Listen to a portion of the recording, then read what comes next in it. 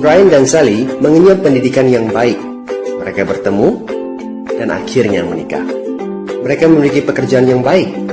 Brian memiliki jabatan tinggi di sebuah perusahaan multinasional, berpenghasilan besar, mendapat fasilitas dari kantor berupa mobil dan rumah. Mereka sangat menikmati hidup. Sering nongkrong bersama di coffee shop sepulang kantor, nonton di bioskop, mampu membeli baju dan tas yang matching, dan pergi berlibur sesekali. Tapi, kenyataan sebenarnya tidaklah demikian. Hutang kartu kredit mereka terus menumpuk tak berujung. Setiap akhir bulan merasa kehabisan uang. Mereka memiliki barang-barang bagus, tetapi tabungan masa depan kacau balau. Brian dengan mudah membeli ini, tapi bukan ini. Tabungan 100 juta pun rasanya masih jauh sekali. Sudah kerja lebih dari 10 tahun, tapi belum sanggup membeli rumah sendiri. Masih tinggal di rumah milik kantor dan mengendarai mobil milik kantor. Tanpa disadari, keluarga ini menggali lubang kemiskinan. Keuangan mereka hanya cukup untuk membiayai kehidupan keluarga saat ini. Mereka harus terus bekerja untuk menghasilkan uang. Pertanyaan yang paling ditakutkan adalah, bagaimana jika mereka sudah tua, kemampuan bekerja sudah menurun, atau salah satu anggota keluarga terdiagnosa penyakit serius yang membutuhkan biaya yang sangat besar? Apakah kehidupan Brian dan Sally mencerminkan kehidupan Anda? Apakah saat ini Anda memiliki penghasilan, tetapi sebelum akhir bulan sudah merasa kehabisan uang?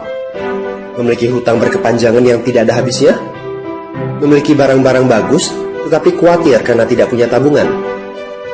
Memiliki hidup yang berkecukupan, tetapi khawatir tidak mampu menyekolahkan anak-anak dengan baik? Memiliki rumah tinggal, tetapi berkemungkinan besar harus menjual rumah bagus ini karena tidak punya dana pensiun? Jika Anda menjawab ya pada salah satu saja pertanyaan tadi, saatnya untuk memperbaiki diri. Mau jadi seperti apa kita ini kalau ternyata kita sebetulnya hanya gaya dari luar saja? Mau hidup kropos seperti ini sampai kapan? Aha, mari kita mulai menabung. Nah, apakah menabung saja cukup? Berapa banyak yang bisa Anda sisihkan untuk ditabung setiap bulan? Mari kita ambil contoh.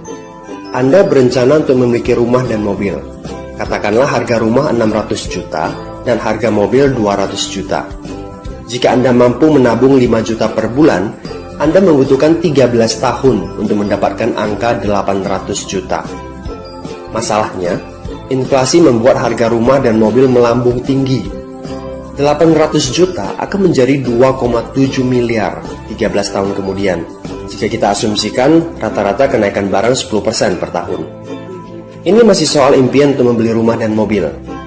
Padahal, masih banyak kebutuhan lain yang perlu dipersiapkan jika ingin hidup lebih baik. Bagaimana dengan persiapan dana hari tua? Agar di saat tua dan tidak sanggup bekerja lagi, Anda punya tabungan yang cukup untuk kebutuhan sehari-hari. Asuransi untuk keluarga? Dana pendidikan untuk anak-anak? Dana tak terduga untuk keperluan dadakan jika dibutuhkan, seperti keluarga sakit, dan lain-lain. Artinya, Anda perlu lebih banyak uang untuk ditabung. Bayangkan jika satu bulan Anda hanya bisa menabung kurang dari 5 juta. Sudah jelas, jika langkah Anda hanyalah menabung, Anda seperti sedang menggali lubang kemiskinan. Hal utama yang perlu Anda lakukan adalah meningkatkan penghasilan Anda. Anda mungkin bertanya, bagaimana saya bisa melakukan itu dengan segala kesibukan yang saya miliki sekarang? Apakah saya bisa tetap mencari income tambahan di luar sana tanpa mengganggu pekerjaan utama saya?